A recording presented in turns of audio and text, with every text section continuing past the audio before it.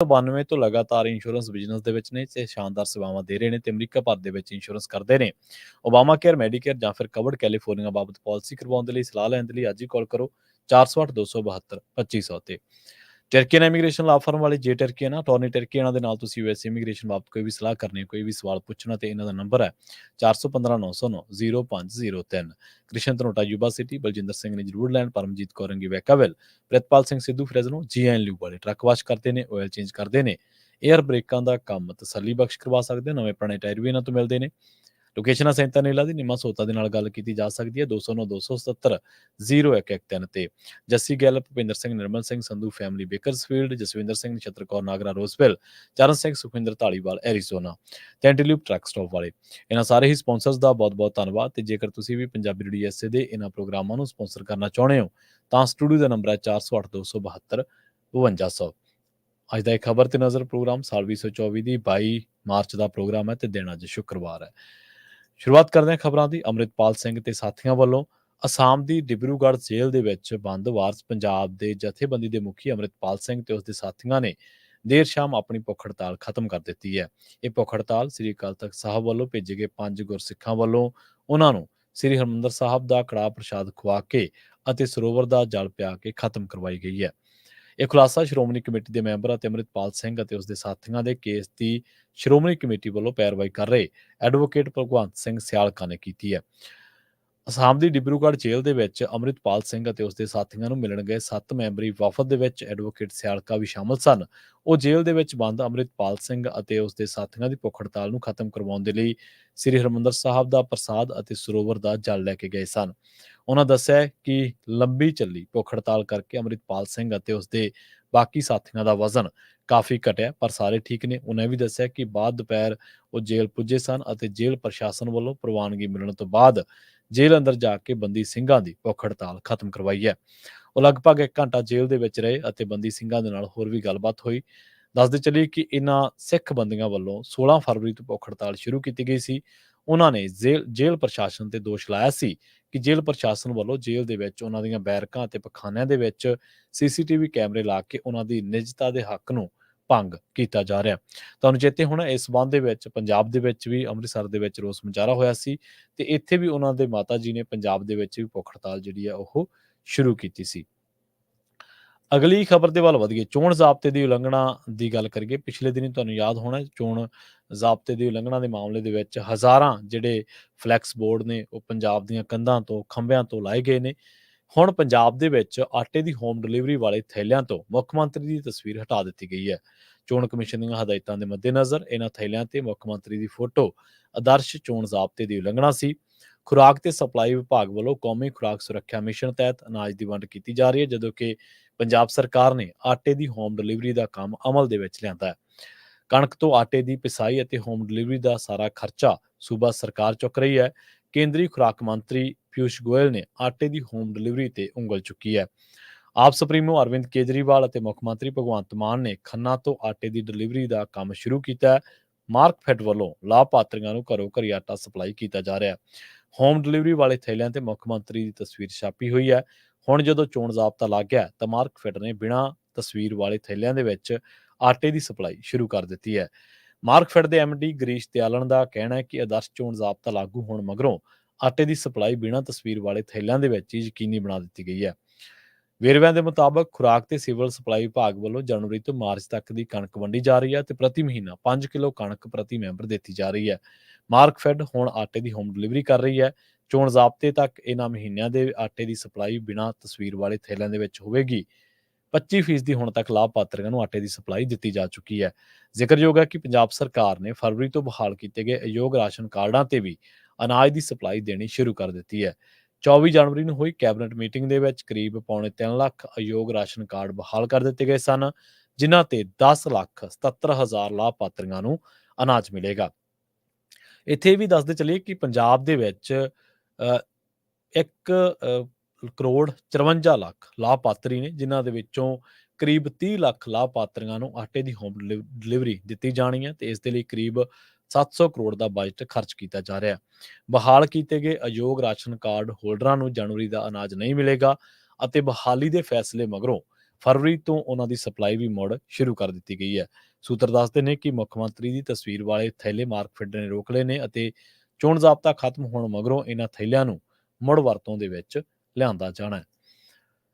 ਅਗਲੀ ਖਬਰ ਦੇ ਵੱਲ ਵਧੀਏ ਤੇ ਗੱਲ ਕਰੀਏ ਭਾਰਤ ਦੇ ਵਿੱਚ ਆਰਥਿਕ ਨਾ ਬਰਾਬਰੀ ਦੇ ਬਾਰੇ। ਤੁਹਾਨੂੰ ਚੇਤੇ ਹੋਣਾ ਲੰਘੇ ਦਿਨੀ ਇੱਕ ਪ੍ਰੋਗਰਾਮ ਅਪਡੇਟ ਅਮਰੀਕਾ ਦੇ ਵਿੱਚ ਹਰਜੋਤ ਸਿੰਘ ਖਾਲਸਾ ਜੀ ਨੇ ਆਰਥਿਕ ਨਾ ਬਰਾਬਰੀ ਦਾ ਭਾਰਤ ਦੇ ਵਿੱਚ ਜ਼ਿਕਰ ਕੀਤਾ ਸੀਗਾ ਤੇ ਉਹਨਾਂ ਨੇ ਕਈ ਤੱਥਾਂ ਨੂੰ ਛੋਇਆ ਸੀਗਾ, ਕਈ ਆંકੜੇ ਵੀ ਦੱਸੇ ਸਨ। ਉਸੇ ਗੱਲ ਨੂੰ ਆਪਾਂ ਅੱਗੇ ਤੋਰਦੇ ਹਾਂ, ਉਸੇ ਫੋਲੋਅਪ ਦੇ ਵਿੱਚ ਜਾਂਦੇ ਹਾਂ। ਹੁਣ ਵਰਲਡ ਇਨਇਕੁਐਲਿਟੀ ਲੈਬ ਜਿਹੜੀ ਹੈ ਉਹਨੇ ਇੱਕ ਰਿਪੋਰਟ ਦਿੱਤੀ ਹੈ ਭਾਰਤ ਦੀ ਜਿਹੜੀ ਆਰਥਿਕਤਾ ਇਹਦੇ ਬਾਰੇ।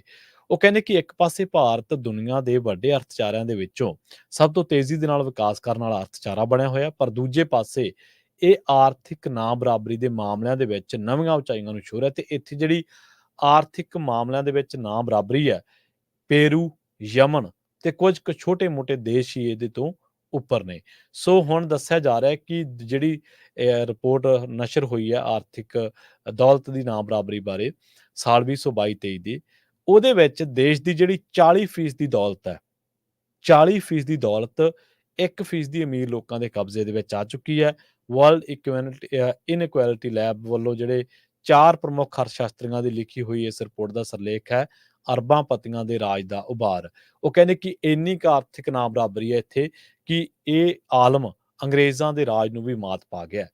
ਇਹ ਪਰੇਸ਼ਾਨ ਕਰਨ ਵਾਲੀ ਗੱਲ ਸਭ ਤੋਂ ਇਹ ਹੈ ਕਿ ਇਸ ਦੌਲਤ ਦੇ ਵਿੱਚ ਬੇਤਹਾਸ਼ਾ ਵਾਧਾ 2014-15 ਤੋਂ 2022-23 ਦੇ ਵਿਚਕਾਰ ਹੋਇਆ ਤੇ ਇਸ ਦਾ ਲਬੋ-ਲਬਾਬ ਇਹ ਹੈ ਕਿ ਦੇਸ਼ ਦੇ ਅੰਦਰ ਅਮੀਰ ਹੋਰ ਅਮੀਰ ਹੋ ਰਹੇ ਨੇ ਤੇ ਗਰੀਬ ਹੋਰ ਗਰੀਬ ਹੋ ਰਹੇ ਨੇ। ਤੁਹਾਨੂੰ ਯਾਦ ਹੋਣਾ ਕਰੋਨਾ ਦੇ ਵੇਲੇ ਆਪਾਂ ਪੰਜਾਬੀ ਰੇਡੀਓ USA ਤੇ ਰਿਪੋਰਟਾਂ ਕੀਤੀਆਂ ਸਨ ਇਸੇ ਗੱਲ ਨੂੰ ਲੈ ਕੇ ਕਿ ਆਰਥਿਕ ਨਾ ਬਰਾਬਰੀ ਨੂੰ ਲੈ ਕੇ, ਜਦੋਂ ਲੋਕ ਮਾਫ ਕਰਨਾ, ਜਦੋਂ ਲੋਕ ਥਾਲੀਆਂ ਖੜਕਾ ਰਹੇ ਸੀਗੇ, ਤਾੜੀਆਂ ਮਾਰ ਰਹੇ ਸੀ, ਜਦੋਂ ਲੋਕ ਹਸਪਤਾਲਾਂ ਦੇ ਵਿੱਚ ਉਹਨਾਂ ਨੂੰ ਇਲਾਜ ਨਹੀਂ ਸੀ ਮਿਲ ਰਿਹਾ, ਜਦੋਂ ਸ਼ਮਸ਼ਾਨ ਘਾਟਾਂ ਦੇ ਵਿੱਚ ਥਾਂ ਹੈ ਨਹੀਂ ਸੀ, ਲਾਸ਼ਾਂ ਲੋਕਾਂ ਨੇ ਗੰਗਾ ਦੇ ਵਿੱਚ ਬਹਾ ਦਿੱਤੀਆਂ, ਹੋਰ ਦਰਿਆਵਾਂ ਦੇ ਵਿੱਚ ਬਹਾ ਦਿੱਤੀਆਂ, ਤਾਂ ਉਹਨਾਂ ਸਮਿਆਂ ਦੇ ਵਿੱਚ ਮੈਨੂੰ ਚੰਗੀ ਤਰ੍ਹਾਂ ਯਾਦ ਆ ਮਾਰਚ 2021 ਦੇ ਵਿੱਚ ਆਪਾਂ ਇਹਨਾਂ ਸਾਰੇ ਹਾਲਾਤਾਂ ਨੂੰ ਲੈ ਕੇ ਉਦੋਂ ਪੰਜਾਬੀ ਰੇਡੀਓ USA ਤੇ ਜਿਹੜੀਆਂ ਰਿਪੋਰਟਾਂ ਹੁੰਦੀਆਂ ਸਨ ਉਹਨਾਂ ਦੇ ਵਿੱਚ ਸਾਰੇ ਪੱਖਾਂ ਤੋਂ, ਸਾਰੇ ਪਹਿਲੂਆਂ ਤੋਂ ਆਪਾਂ ਰਿਪੋਰਟਾਂ ਕੀਤੀਆਂ ਸਨ ਤੇ ਉਹਦੇ ਵਿੱਚ ਦੱਸਿਆ ਸੀਗਾ, ਇੱਕ ਹਵਾਲਾ ਦਿੱਤਾ ਸੀਗਾ ਅਜੀਮ ਪ੍ਰੇਮਜੀ ਯੂਨੀਵਰਸਿਟੀ ਦੇ ਆਰਥਿਕ ਸਰਵੇਖਣ ਦਾ। ਮੈਨੂੰ ਚੰਗੀ ਤਰ੍ਹਾਂ ਯਾਦ ਆ ਉਹਨਾਂ ਦਾ ਜਦੋਂ ਆਰਥਿਕ ਸਰਵੇਖਣ ਆਇਆ ਸੀਗਾ, ਉਹਨਾਂ ਨੇ ਇਹ ਗੱਲ ਕਹੀ ਸੀਗੀ ਕਿ ਭਾਰਤ ਦੇ ਵਿੱਚ ਇਸ ਲਹਿਰ ਕਰਕੇ ਜਾਂ ਆਰਥਿਕ ਨੀਤੀਆਂ ਕਰਕੇ 24 ਕਰੋੜ ਲੋਕ ਆਪਣੇ ਰੁਜ਼ਗਾਰ ਤੋਂ ਹੱਥ ਧੋ ਬੈਠੇ ਨੇ, ਸੱਜਰੇ ਗਰੀਬ ਹੋਏ ਨੇ। 24 ਕਰੋੜ ਲੋਕ, ਤੁਹਾਡੀ ਵਸੋਂ 140 ਕਰੋੜ ਹੈ। ਵਸੋਂ ਦਾ ਇੱਕ ਬਹੁਤ ਵੱਡਾ ਹਿੱਸਾ 24 ਕਰੋੜ ਥੋੜਾ ਨਹੀਂ ਹੁੰਦਾ। ਉਹ ਕਹਿੰਦੇ ਇਸ ਤੋਂ ਵੀ ਜਿਹੜਾ ਅਗਲਾ ਦੁਖਾਂਤ ਆ, ਅਗਲੀ ਜਿਹੜੀ ਇਸ ਮਾਮਲੇ ਦੇ ਵਿੱਚ ਤਰਾਸਦੀ ਹੈ, ਉਹ ਇਹ ਹੈ ਕਿ ਇਹਨਾਂ ਦੇ ਵਿੱਚ 8 ਕਰੋੜ ਬੀਬੀਆਂ ਨੇ ਜਿਹੜੀਆਂ 24 ਕਰੋੜ ਜਿਹੜੀ ਕੁੱਲ ਸੰਖਿਆ ਜਿਹਦੇ ਕੋਲੇ ਰੁਜ਼ਗਾਰ ਨਹੀਂ ਰਿਹਾ, ਜਿਹਦੇ ਕੋਲੇ ਕੰਮਕਾਰ ਨਹੀਂ ਰਿਹਾ, ਜਿਨ੍ਹਾਂ ਕੋਲੇ ਹੁਣ ਢਿੱਡ ਪੇਟ ਭਰਨ ਦੇ ਲਈ ਕੋਈ ਕੰਮ ਨਹੀਂ ਹੈ।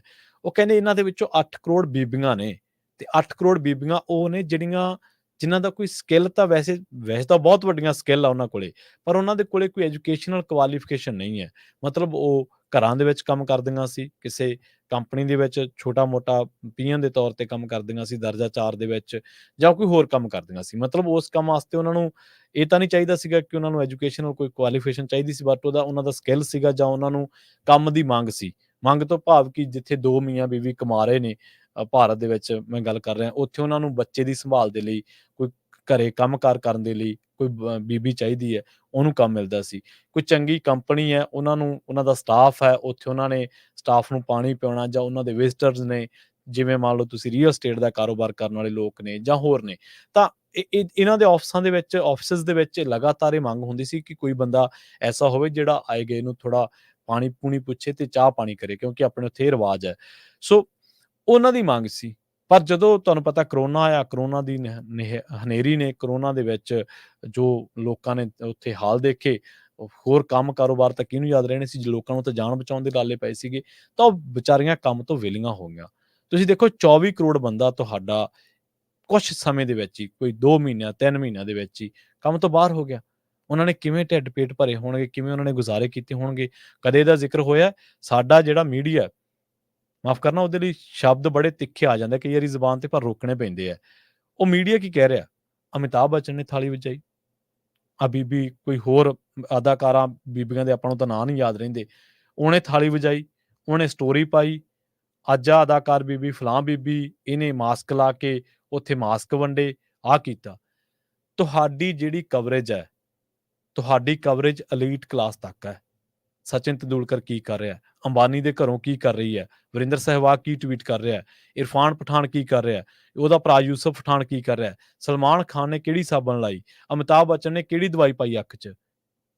ਇਹ 140 ਕਰੋੜ ਲੋਕਾਂ ਦੀ ਰਿਪੋਰਟਿੰਗ ਕਰ ਰਹੇ ਹੋ ਤੁਸੀਂ, ਸ਼ਰਮ ਆਉਣੀ ਚਾਹੀਦੀ ਹੈ। ਨਾ ਤੁਹਾਡੀ ਰਿਪੋਰਟਿੰਗ ਦੇ ਵਿੱਚ ਉਹ ਗਰੀਬ ਹੈ ਜਿਹੜੇ ਗਰੀਬ ਦੇ 5 ਸਟੇਟਾਂ ਤੋਂ ਤੁਰਦੇ ਵੇ ਦੇ ਛਾਲੇ ਪੈ ਗਏ ਪੈਰਾਂ ਦੇ ਵਿੱਚ। ਨਾ ਤੁਹਾਡੀ ਰਿਪੋਰਟਿੰਗ ਦੇ ਵਿੱਚ ਉਹ ਮਾਂ ਜਿਹਦੇ ਬੱਚੇ ਉਹਦੇ ਸਾਹਮਣੇ ਭੁੱਖ ਕਰਕੇ ਤੜਫ ਰਹੇ ਹੈ। ਨਾ ਤੁਹਾਡੀ ਰਿਪੋਰਟ ਦੇ ਵਿੱਚ ਉਹ ਕਿਸਾਨ ਆ ਜਿਹੜਾ ਆਪਣੇ ਹੱਕਾਂ ਦੇ ਲਈ ਧਰਨੇ ਦੇ ਰਿਹਾ, ਉਹਦੇ ਗੋਲੀਆਂ ਵੱਜ ਰਹੀਆਂ। ਨਾ ਤੁਹਾਡੀ ਰਿਪੋਰਟ ਦੇ ਵਿੱਚ ਉਹ ਘੱਟ ਗਿਣਤੀਆਂ ਦਾ ਬੰਦਾ ਜਿਹਦਾ ਕੋਈ ਕਸੂਰ ਨਹੀਂ ਸੀ, ਪਰ ਕਿਉਂਕਿ ਉੱਥੇ ਧਾਰਮਿਕ ਕੋਈ ਵਾਪਰੀ ਸੀ ਘਟਨਾ ਤੇ ਉਹਦਾ ਬਲਡੋਜ਼ਰ ਨਾਲ ਘਰ ਢਾਹ ਦਿੱਤਾ ਗਿਆ। ਨਾ ਤੁਹਾਡੀ ਰਿਪੋਰਟ ਦੇ ਵਿੱਚ ਉਹ ਬੰਦਾ ਜਿਸ ਬੰਦੇ ਨੂੰ ਪੁਲਿਸ ਚੱਕ ਕੇ ਲੈ ਜਾਂਦੀ ਹੈ, ਉਹਨੂੰ ਜ਼ਲੀਲ ਕੀਤਾ ਜਾਂਦਾ ਤੇ ਉਹਨਾਂ ਦੇ ਉੱਤੇ ਕੋਈ ਵੱਡਾ NSA ਵਰਗਾ ਕੇਸ ਠੋਕ ਦਿੱਤਾ ਜਾਂਦਾ। ਨਾ ਤੁਹਾਡੀ ਰਿਪੋਰਟਿੰਗ ਦੇ ਵਿੱਚ ਉਹ ਵਰਗ ਹੈ ਜਿਸ ਵਰਗ ਨੂੰ ਲਗਾਤਾਰ ਜ਼ਲੀਲ ਕੀਤਾ ਜਾ ਰਿਹਾ। ਤੁਹਾਡੀ 140 ਕਰੋੜ ਲੋਕਾਂ ਦੀ ਰਿਪੋਰਟਿੰਗ ਦੇ ਵਿੱਚੋਂ ਸਿਰਫ ਕੁਝ ਕੁ ਹਜ਼ਾਰ ਲੋਕ ਜਿਹੜੇ ਅਲੀਟ ਨੇ, ਪੜ੍ਹੇ ਲਿਖੇ ਨੇ, ਉਹਨਾਂ ਦੇ ਟਵਿੱਟਰ ਦੇ ਉੱਤੇ ਫੋਲੋਅਰ ਨੇ, ਉਹਨਾਂ ਦੀਆਂ ਫਿਲਮਾਂ ਦੇਖੀਆਂ ਜਾਂਦੀਆਂ ਨੇ, ਉਹ ਦੇਸ਼ ਭਗਤੀ ਵਾਲੀਆਂ ਫਿਲਮਾਂ ਬਣਾਉਂਦੇ ਆ। ਕੁਝ ਚੰਦ ਕੁ ਸਿਆਸਤਦਾਨ ਨੇ ਜਿਨ੍ਹਾਂ ਦੀਆਂ ਭੱਦੀਆਂ ਟਿੱਪਣੀਆਂ ਤੁਹਾਡੇ ਅਖਬਾਰਾਂ ਦੀਆਂ ਸੁਰਖੀਆਂ ਬਣਦੀਆਂ, ਉਹ ਚਾਹੇ ਰਮੇਸ਼ ਬਧੂੜੀ ਹੋਵੇ, ਚਾਹੇ ਉਹ ਬ੍ਰਿਜ ਭੂਸ਼ਣ ਹੋਵੇ, ਚਾਹੇ ਉਹ ਕੋਈ ਹੋਰ ਹੋਵੇ ਜਿਹੜਾ ਮਾਨਸਿਕ ਤੌਰ ਤੇ ਦਿਵਾਲੀਆਪਣ ਦਾ ਸ਼ਿਕਾਰ ਹੋਵੇ ਤੇ ਉਹ ਘੱਟ ਗਿਣਤੀਆਂ ਦੇ ਉੱਤੇ ਜਾਂ ਕਿਸੇ ਹੋਰ ਉੱਤੇ ਟਿੱਪਣੀਆਂ ਕਰਦਾ ਹੋਵੇ। ਤੁਹਾਡੀਆਂ ਸੁਰਖੀਆਂ ਦਾ ਸ਼ਿੰਗਾਰ ਉਹ ਲੋਕ ਨੇ। ਕੋਈ ਧੀ ਆਪਣੇ ਹੱਕ ਦੇ ਲਈ ਪ੍ਰੋਟੈਸਟ ਕਰ ਰਹੀ ਹੈ, ਤੁਹਾਨੂੰ ਉਹਦੀ ਕੋਈ ਫਿਕਰ ਨਹੀਂ। ਕੋਈ ਕਿਸਾਨ ਆਪਣੇ ਹੱਕ ਦੇ ਲਈ ਪ੍ਰੋਟੈਸਟ ਕਰ ਰਿਹਾ, ਤੁਹਾਨੂੰ ਉਹਦੀ ਕੋਈ ਫਿਕਰ ਨਹੀਂ। ਕੋਈ ਮਜ਼ਦੂਰ ਵਿਚਾਰਾ 4-4 ਸਟੇਟਾਂ ਲੰਘ ਕੇ ਉਹ ਆਪਣੇ ਰਾਜ ਨੂੰ ਵਾਪਸ ਜਾ ਰਿਹਾ, ਉਹਦੇ ਮੋਢਿਆਂ ਉੱਤੇ ਉਹਦੇ ਜਵਾਕ ਨੇ, ਉਹਦੇ ਥੈਲੇ ਨੇ, ਤੁਹਾਨੂੰ ਉਹਦਾ ਕੋਈ ਫਿਕਰ ਨਹੀਂ। ਮੂਕ ਦਰਸ਼ਕ ਬਣ ਗਏ ਹੋ ਤੁਸੀਂ। ਸਿਰਫ ਇੱਕ ਖਬਰਾਂ ਕਰਨਾ ਇਹ ਨਹੀਂ ਹੁੰਦਾ ਕਿ 140 ਕਰੋੜ ਲੋਕਾਂ ਦੇ ਵਿੱਚੋਂ ਫੜ ਲਓ 1000 ਕ ਬੰਦਾ ਜਿਹਦਾ ਟਵਿੱਟਰ ਤੇ ਅਕਾਊਂਟ ਹੈ, ਜਿਹਦਾ ਫੇਸਬੁੱਕ ਤੇ ਅਕਾਊਂਟ ਹੈ, ਜਿਹਦਾ ਇੰਸਟਾ ਤੇ ਅਕਾਊਂਟ ਹੈ ਤੇ ਉਹਦੇ ਆਲੇ ਦੁਆਲੇ ਘੁੰਮੀ ਜਾਓ। ਨਹੀਂ, ਲੋਕ ਹੋਣੇ ਚਾਹੀਦੇ ਆ ਤੁਹਾਡੀਆਂ ਖਬਰਾਂ ਦੇ ਵਿੱਚ ਤੇ ਆਪਾਂ ਉਦੋਂ ਰਿਪੋਰਟਾਂ ਕੀਤੀਆਂ, ਆਪਾਂ ਉਦੋਂ ਲੋਕਾਂ ਨਾਲ ਮਿਲੇ, ਲੋਕਾਂ ਨਾਲ ਗੱਲਾਂ ਬਾਤਾਂ ਕੀਤੀਆਂ। ਮੈਂ ਆਪਣੇ ਅੱਖੀਂ ਦੇਖਿਆ ਕਿ ਜਿਹੜੇ ਲੋਕ ਪ੍ਰਵਾਸੀ ਸਾਡੇ ਭਰਾ ਮਜ਼ਦੂਰ ਵਿਚਾਰੇ ਜਿਹੜੇ ਪੰਜਾਬ ਦੇ ਵਿੱਚ ਕੰਮ ਕਰਦੇ ਆ, ਉਹਨਾਂ ਦੀਆਂ ਵਹੀਰਾਂ ਸੀਗੀਆਂ। ਪੰਜਾਬ ਦੇ ਵਿੱਚ ਤਾਂ ਘੱਟ ਸੀ, ਹਰਿਆਣਾ 'ਚ ਘੱਟ ਸੀ, ਦਿੱਲੀ ਦੇ ਵਿੱਚ ਤਾਂ ਇਹ ਸੰਖਿਆ ਬਹੁਤ ਹੈ। ਉਹ ਲਗਾਤਾਰ ਸੜਕਾਂ ਤੇ ਤੁਰੇ ਜਾ ਰਹੇ ਸੀ। ਕਈ ਬੰਦੇ ਦੁਕਾਨਦਾਰ ਆਪਣੀਆਂ ਦੁਕਾਨਾਂ ਦੇ ਮੂਹਰੋਂ ਲੋਕਾਂ ਨੇ ਵਾਟਰ ਕੂਲਰ ਚੱਕ ਲਏ ਸੀਗੇ, ਵਾਟਰ ਕੂਲਰ, ਕਿ ਕਿਤੇ ਪਾਣੀ ਨਾ ਪੀ ਲੇ ਕੋਈ ਬੰਦਾ ਲੰਘਦਾ ਟੱਪਦਾ। ਇੰਨੀ ਗੈਰ ਇਨਸਾਨੀਅਤ ਲੋਕਾਂ ਦੇ ਵਿੱਚ ਆਪਾਂ ਅੱਖੀਂ ਦੇਖੀ ਹੈ। ਤੇ ਉਦੋਂ ਇਹਨਾਂ ਰਿਪੋਰਟਾਂ ਦੇ ਉੱਤੇ ਆਪਾਂ ਕਿਹਾ ਸੀਗਾ, ਅਜੀਮ ਪ੍ਰੇਮਜੀ ਯੂਨੀਵਰਸਿਟੀ ਦਾ ਜਿਹੜਾ ਉਦੋਂ ਸਰਵੇਖਣ ਸੀਗਾ, 45 ਸਾਲਾਂ ਦੀ ਬੇਰੁਜ਼ਗਾਰੀ ਦੇ ਰਿਕਾਰਡ ਟੁੱਟੇ ਨੇ ਮੋਦੀ ਸਾਹਿਬ ਦੇ ਰਾਜ ਦੇ ਵਿੱਚ। 45 ਸਾਲਾਂ ਦੀ, ਪਿਛਲੇ 45 ਸਾਲਾਂ ਦੀ। ਇਹਨਾਂ ਨੇ ਉਹ ਅੰਕੜਾ ਹੀ ਬੰਦ ਕਰਤਾ। ਇਹ ਕਹਿੰਦੇ ਨਹੀਂ, ਤੁਸੀਂ ਹੁਣ ਆਪਦੇ ਮਹਿਕਮੇ ਨੂੰ, ਜਿਹੜਾ ਮਹਿਕਮਾ ਇਹ ਅੰਕੜੇ ਤਿਆਰ ਕਰਦਾ ਸੀ, ਉਹਨਾਂ ਨੂੰ ਇਹਨਾਂ ਨੇ ਕਹਿਤਾ ਕਿ ਹੁਣ ਤੁਸੀਂ ਅੰਕੜੇ ਜਨਤਕ ਨਹੀਂ ਕਰਨੇ, ਜਦੋਂ ਸੁਧਰਨਗੇ ਅਸੀਂ ਆਪੇ ਉਹਨਾਂ ਨੂੰ ਜਨਤਕ ਕਰਾਂਗੇ। ਹੋਰ ਉਹ ਕਹਿੰਦੇ ਕਿ ਇਸ ਤੋਂ ਇਲਾਵਾ ਜਿਹੜੇ ਇਹ ਸਬਕਾ ਸਾਥ ਸਬਕਾ ਵਿਕਾਸ ਦੇ ਨਾਅਰੇ ਲਾਉਂਦੇ ਸੀਗੇ, ਉਹਨਾਂ ਤੇ ਸਵਾਲੀਆ ਨਿਸ਼ਾਨ ਖੜਾ ਹੋ ਗਿਆ। ਗਰੀਬ ਹੀ ਗਰੀਬ ਨਹੀਂ ਹੋਇਆ, ਮੱਧ ਵਰਗ ਦਾ ਇੱਕ ਬਹੁਤ ਵੱਡਾ ਹਿੱਸਾ ਵੀ ਗਰੀਬੀ ਦੀ ਲਪੇਟ ਦੇ ਵਿੱਚ ਆ ਰਿਹਾ। ਅਸਲ ਦੇ ਵਿੱਚ ਜਿਹੜੀਆਂ ਸਾਡੇ ਦੇਸ਼ ਦੇ ਵਿੱਚ ਆਰਥਿਕ ਨੀਤੀਆਂ ਨੇ, ਵਿਕਾਸ ਦਾ ਮਾਡਲ ਹੈ, ਇਹ ਮੁੱਖ ਰੂਪ ਦੇ ਵਿੱਚ ਕਾਰਪੋਰੇਟ ਪੱਖੀ ਹੈ। ਇਹਨਾਂ ਨੀਤੀਆਂ ਕਰਕੇ ਬੁਨਿਆਦੀ ਸਹੂਲਤਾਂ ਵੀ ਹੌਲੀ-ਹੌਲੀ ਆਵਾਮ ਦੀ ਪਹੁੰਚ ਤੋਂ ਦੂਰ ਹੋ ਰਹੀਆਂ ਨੇ। ਸਿਹਤ ਤੇ ਸਿੱਖਿਆ ਦੇ ਢਾਂਚੇ ਦਾ ਸਭ ਤੋਂ ਮਾੜਾ ਹਾਲ ਹੈ।